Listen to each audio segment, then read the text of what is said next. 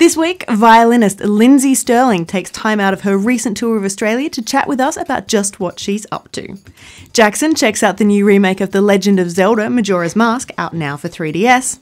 And we caught up with Ready at Dawn to chat about their new one, PS4 exclusive, The Order 1886. This is Player Attack.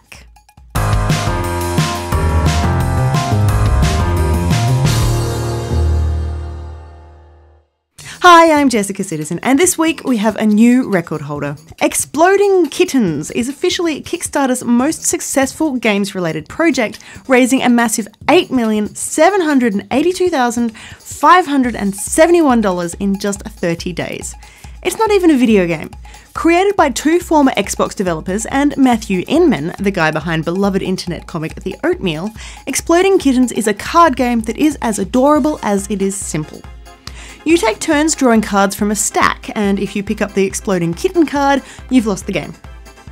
Of course, there are some other rules involved, and some cards that might help you win or prevent someone else from winning, but basically that's the gist of it.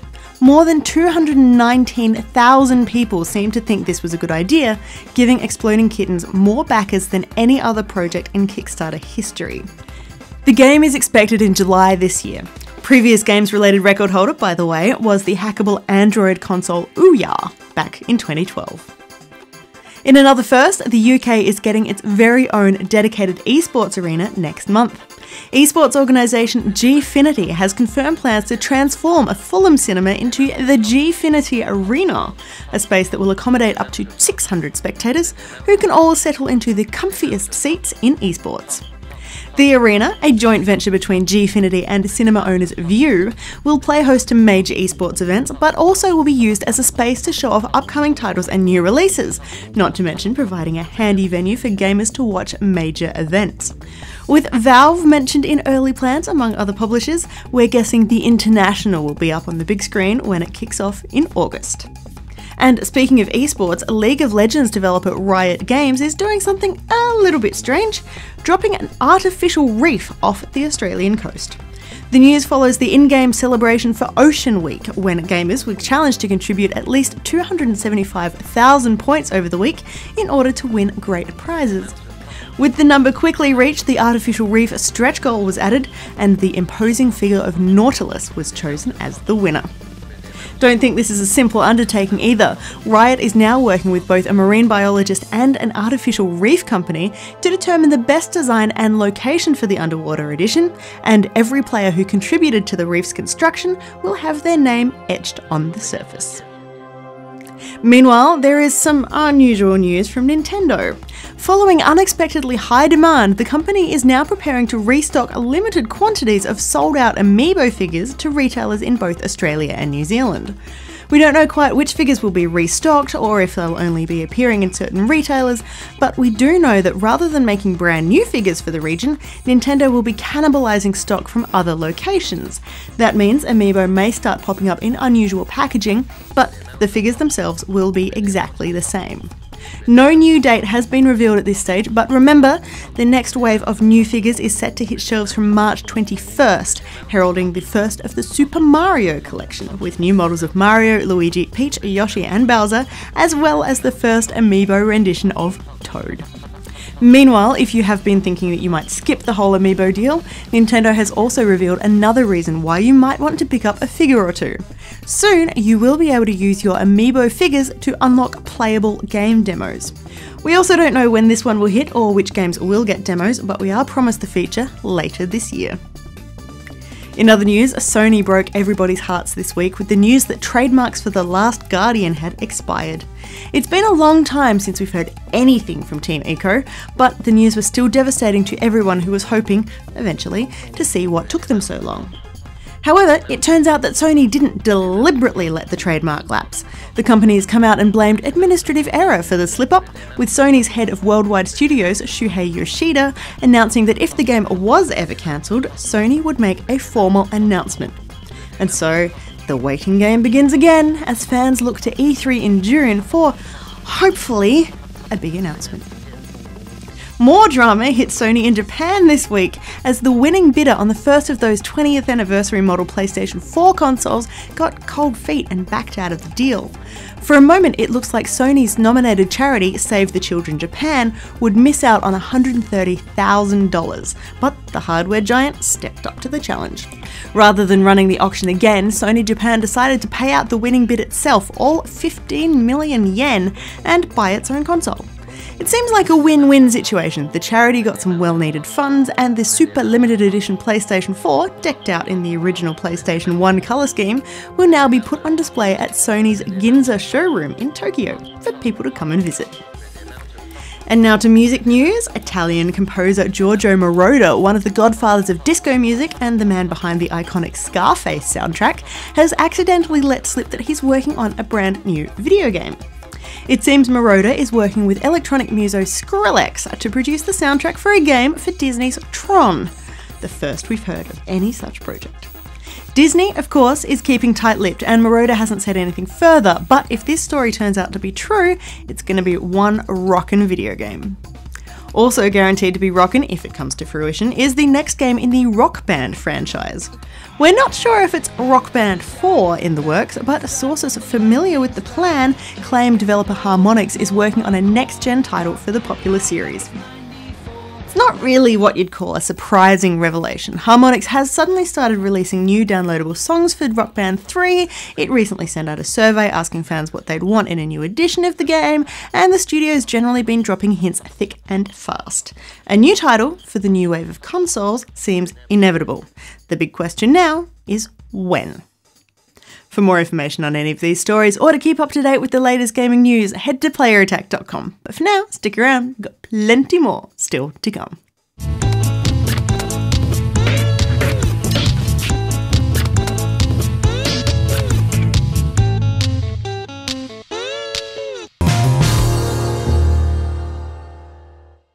A war without end requires a soldier without end. Gray, we're in position! Move out! I once believed it. Take his arms. But in this age, the convictions of a knight hold little comfort. Not when I fight those I once bled to protect. Go! And still bleed to protect a peace that was lost long ago. So the Order 1886 is a third-person action game with elements of suspense horror, and it's set in a alternate history version of Victorian London. So the story centers around a group of knights known as the Order, and they're tasked with the responsibility of protecting society from this genetic offshoot from humanity known as the half-breeds. So the player follows the story through the eyes of the protagonist, Grayson, whose call sign is Sir Galahad, as one of the more respected knights of the Round Table. Everything you're seeing is all real-time, so it's actually hard to discern what's interactive, what's a cinematic. We're really blurring the lines between the two. And I think as soon as people get their hands on the game, they're kind of shocked at how seamless that experience is. The Victorian setting just makes everything just way more spooky anyway. Going down the shops would be terrifying enough, but there is there's a few scares thrown in here. Yeah, that's definitely something where, at the core of the game is a third-person action game, but we really try to interweave a story that has elements of suspense, horror, and that kind of like pressure cooker tension building, throughout the sequence. Where did the idea come from for this setting? I mean, why not go for something more modern? Well, we definitely wanted to approach something in kind of a different way, and this has been an idea that has kind of been brewing at the studio, kind of on the back burner for a long time. And we really felt like with the power of the PlayStation 4, this was a time where we could, bring that vision to fruition. Because, now you mention it, this is actually Radiant Dawn's first major console game. You guys have done stuff for Vita before. What's it like making the jump from a handheld to a home console? Exciting and terrifying. We actually only worked on the PSP, so we're going from the original PSP to what you see here, and it's something that the team was just completely excited about. And if you've played our PSP games, hopefully it's not a surprise. I think it's just the seamless immersion of gameplay and cinematics where, you don't have the traditional video game of kind of play through an area, sit and watch a movie, set the controller down, wait for it to finish. All of that is just completely interwoven, so you just experience the story unfold very seamlessly. Need to unravel this without arousing suspicion. Incoming!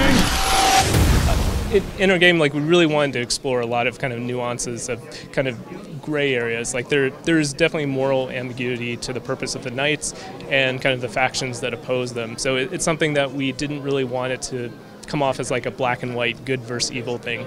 So there's certain things in the game that you do as a member of the order that you know, begin to maybe question the morality of that. So we kind of kid about that, but we actually kind of try to treat the subject with sort of an earnestness.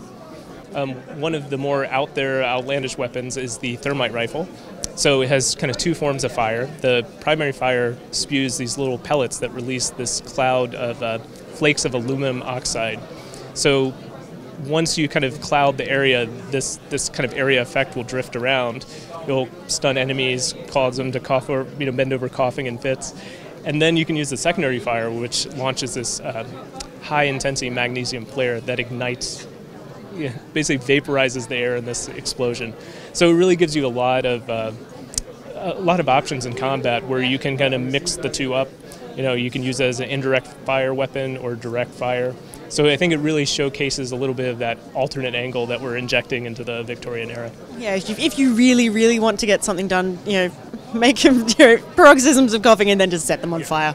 Obviously, I mean... This is prior to the Geneva Convention, so, With so many great games coming out for PC this year, it might be time to update your gaming rig.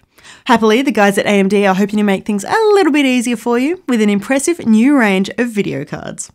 Thanks to AMD and umart.com.au, we have one MSI R9 285 2GB card to give away to one lucky Player Attack viewer. All you have to do to win this amazing prize is head to playerattack.com, follow the links to the AMD umart competition, fill out your name and contact details, and enter the secret keyword, which is on your screen right now. The competition is open to anyone in Australia and runs all the way up until March 13, with the winner announced on Player Attack shortly after. For the full terms and conditions, see our website.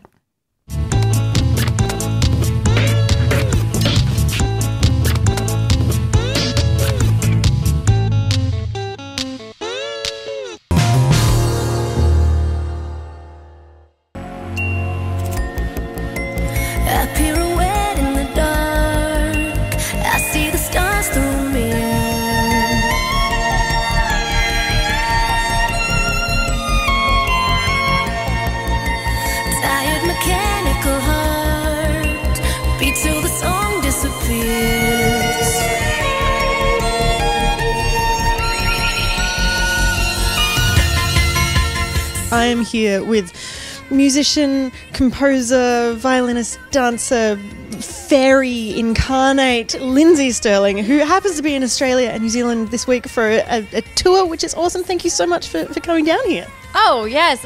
We came over here about 1.5 years ago, and ever since then, I've been telling everybody, like, where is your favorite place, or where do you want to go back to? And I'm like, Australia. I mean, I'm not even lying. That's so true. I love it here.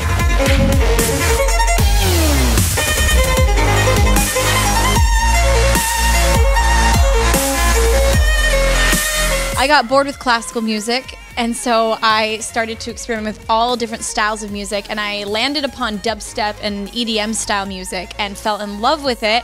And I started putting videos on YouTube, and that changed my life. It took me from playing in open mic nights to getting to tour the world and coming to Australia. So it's been amazing. And I dance while I play. I always forget to tell people that. And then they're like, whoa! Was this ever something that you expected when you were 5 years old and learning to play violin? No, not at all. I mean, back then, my parents exposed me to a lot of classical music, which was why, as a child, I begged to play the violin. But in my mind, I just it's been an evolving passion. As I've played, the violin has changed as I've grown and as I've changed. So I guess rather than making myself fit the violin, I've kind of made the violin adapt to me throughout my life.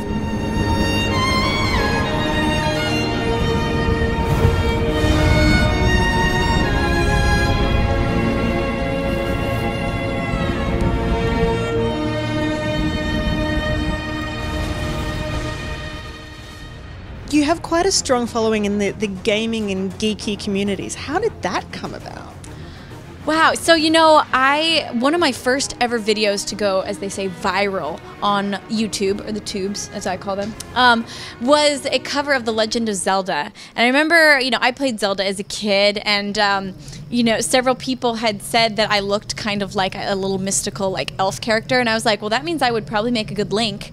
And I've always loved dress up and cosplay, so I was like, I'm gonna, you know, and honestly, I kind of thought people would make fun of me for it, and so I did, you know, because I'm dancing around the woods pretending to be Link from Zelda and playing a violin. So yeah, I thought everyone would think it was, you know, maybe I thought people would maybe make fun of me for it, but instead it just blew up, and it was my first, you know, big video, and actually really kind of kick-started my YouTube career, as I say. And from then I just started getting all these requests for gaming songs. You know, can you cover Skyrim? Can you do Assassin's Creed? Yada yada. And you know, even though I haven't played some of these newer games because I really don't game much anymore, but I mean, I'm never one to say no to an awesome song. They all have amazing scores, and I get to dress up like these really cool characters, make costumes, and, you know, play amazing music. So it's like a win-win. And you've been on stage at events like the Game Awards late last year, dancing around to an audience of millions. Yes, I mean, it's opened up some incredible opportunities, you know, playing at certain events, or I got to play at Video Games Live with a full orchestra. I mean, and, you know, and also I love it that I'll play, you know, orchestral music at my shows and people freak out, and it's really cool to make orchestral music accessible and enjoyable for, you know, a mass audience. The lineup out here is amazing. It's bigger than I think I've seen for just about anything except for some pretty serious punk and hardcore shows. It's impressive to get such an audience in Australia. Right? Yeah, it's really been amazing as we've toured around and gotten to travel the world. I'm always surprised when I'm like, wow, I'm here across the planet from where I live. And, you know, it just shows the power of the internet and how the music industry is changing. And, you know, you can, you know, from your bedroom make content that can be seen worldwide. And it's kind of mind-blowing to me and really exciting.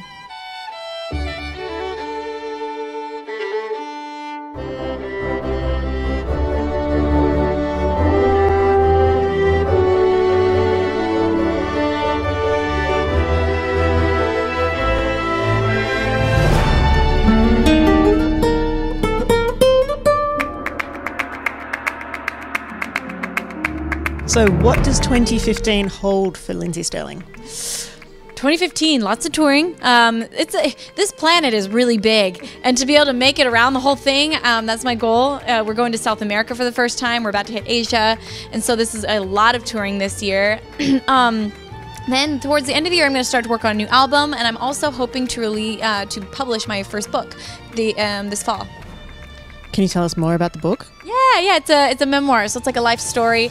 It talks a lot about, you know, how, you know, a lot of people wonder, like, how did you make this all happen, you know, through YouTube and this and that, and so it tells a lot of my story that involves that. It also goes deep and kind of talks about my struggle with anorexia and how I overcame that, and so it's everything from really funny, entertaining vignettes to educational things, also to personal, deep things. So I think it's a really nice mix, and I hope that, I mean, I'm really actually very excited about it. Sounds like the sort of thing that should be on Christmas wish lists for kids who are learning violin, or kids who might be struggling with all sorts of things. Right? Yeah, I really hope so. Because, I mean, I think all these problems, even though they're very specific, they are very relatable, because everybody struggles with their own types of things that all stem from a lot of the same issues. So...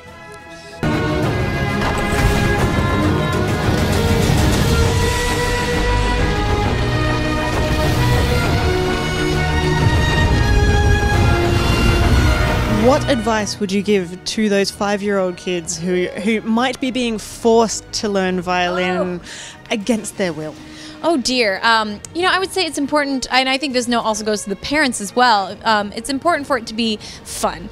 You know, the violin or any strict, rigid, you know, whether it's learning ballet or any type of art, it can be pretty serious sometimes, and practicing is never fun. But I remember when I was a kid, it was almost like the meal was my classical and my scales and theory and that kind of stuff. That was like the meat of my practice. But also at the end, I could fiddle, which was something that I found fun. And it was almost like my reward or the dessert for practicing the hard stuff. And so I would say just make sure that no matter how rigid it may seem, there is fun stuff in there, and make sure to find the thing that makes you excited about it.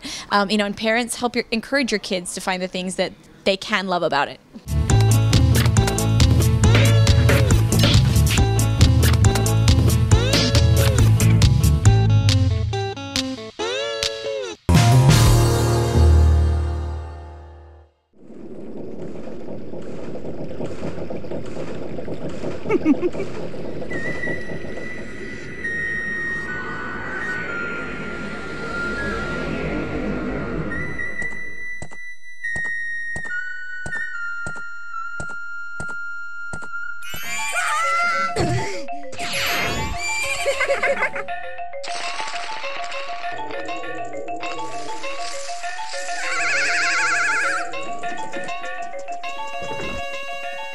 Let me preface by saying this. I adore this game. I just love this video game. I love that it's a game in the storied history of Zelda games, removed just enough from the traditional Zelda blueprint that it seems at once both homely and fresh, even 15 years on, for veteran players. I love how this game deals with the cruelest of all dimensions, time, and how it deals with relationships, death, and tragedy.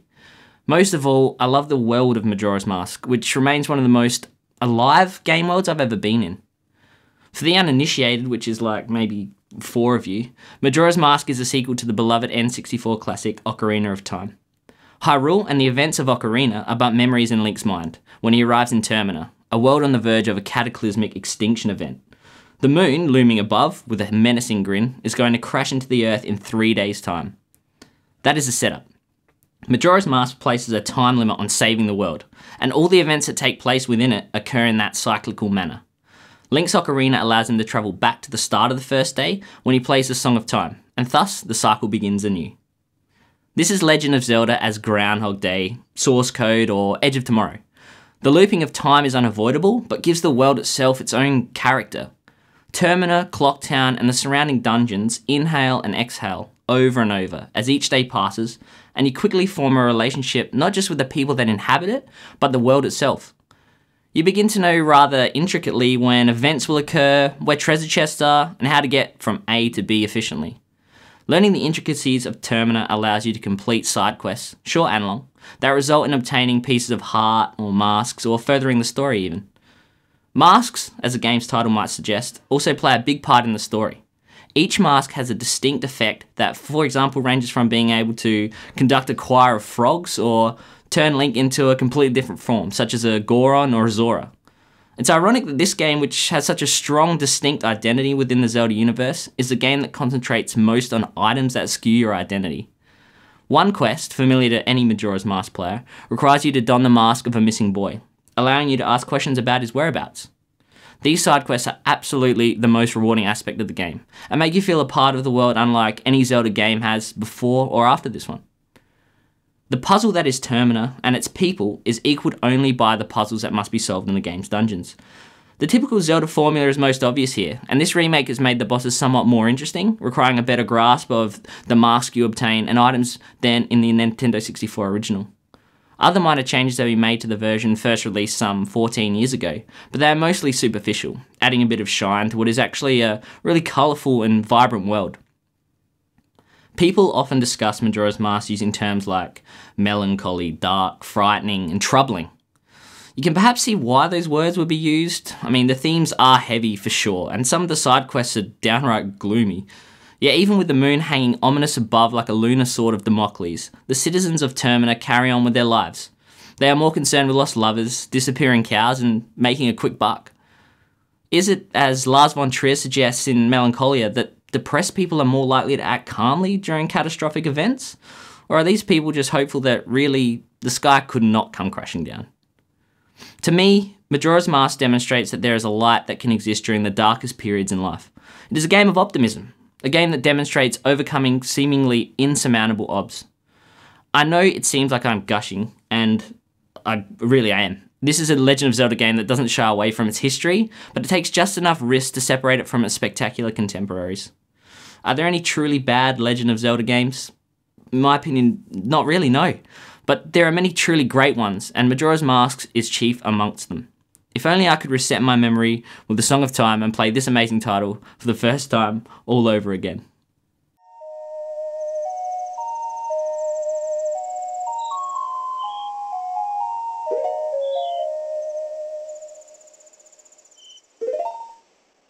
And that's about it for this edition of Player Attack. Thanks for watching. Next week, we are all about the reviews. We get back to Ubisoft's puzzling platformer Grow Home, head off to space with a look at Homeworld Remastered, and go up and down and up again with brand new Xbox One game Scream Ride from the team behind the original Roller Coaster Tycoon. In the meantime, you can catch us on playerotech.com. We're on Facebook, YouTube, and Twitter. And if you've got something you want to say, send us an email, mailbox@playerotech.com, or just hop on our forums. Till next week, I'm Jessica Citizen, and this is Player Attack.